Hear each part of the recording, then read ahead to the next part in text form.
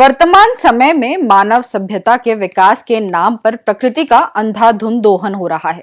जंगलों की कटाई, प्रदूषण और जलवायु परिवर्तन जैसी समस्याएं पृथ्वी के अस्तित्व के लिए खतरा बन चुकी हैं। विशेष रूप से वनों की अंधाधुंध कटाई ने पर्यावरणीय संतुलन को गंभीर रूप से प्रभावित किया है। खास तौर पर दुनिया भर में लकड़ी के उपयोग के लिए पेड़ों की कटाई बेहद आम है। लेकिन अगर लकड़ी फैक्ट्रियों में बनने लग जाए तो क्या होगा? आपने ठीक सुना, आने वाले दिनों में अब लकड़ी फैक्ट्रियों में बनने वाली है।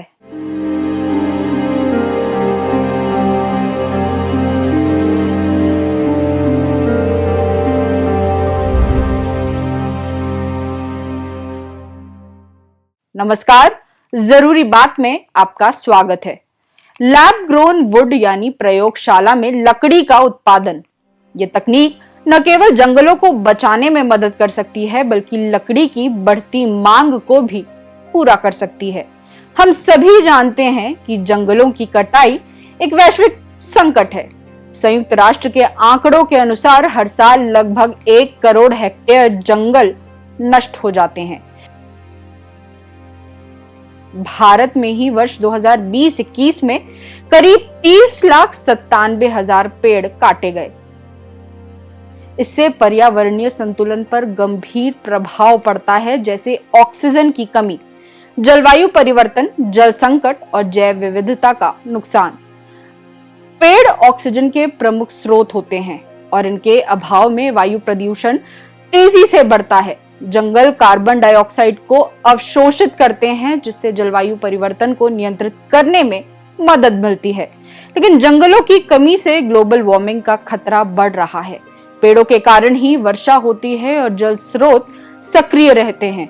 इसलिए वनों के काटने से जल संकट भी गहराता जा रहा है। इसके अलावा लाखों वन्य प्रजातियां जंगलों पर निर्भर हैं, जिनके आवास नष्ट होने से पारिस्थितिकी तंत्र बिगड़ता जा रहा है। लेकिन इन सब समस्याओं का समाधान बन सकती है प्रयोगशाला में बनाई जाने वाली लकड़ी। इस तकनीक में जैव प्रौद्योगिकी, बायोटेक्नोलॉजी, सेल कल्चर और 3D प्रिंटिंग जैसे अत्याधुनिक तकनीकों का उपयोग किया जा रहा है। इसकी प्रमुख विधियों में से एक है पौधों की कोशिकाओं का उपयोग। MIT के शोधकर्ताओं ने ज़ीनिया एलिगेंस नामक पौधों की कोशिकाओं को प्रयोगशाला में उगाकर लकड़ी जैसी सामग्री बनाई है। इस प्रक्रिया में पौधों की पत्तियों से कोशिकाएं निकाली जाती हैं और उन्हें पोषक तत्वों और हार्मोन से युक्त जेल माध्यम में रखा जाता है। हार्मोन की मात्रा को नियंत्रित कर उन्हें लकड़ी की संरचना में विकसित किया जाता है।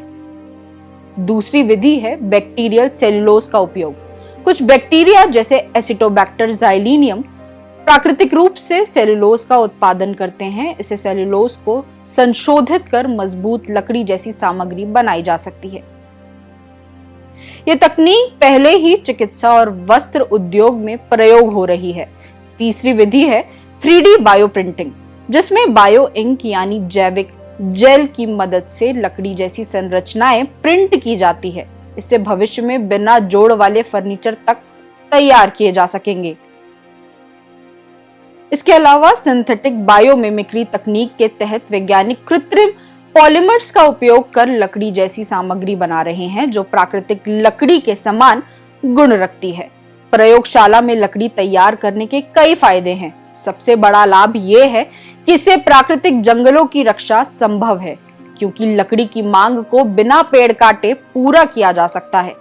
दूसरा बड़ा लाभ है तेज उत्पादन। जहां एक पेड़ को उगने में 20 से 30 साल लगते हैं, वहीं लैब में लकड़ी कुछ हफ्तों या महीनों में तैयार की जा सकती है।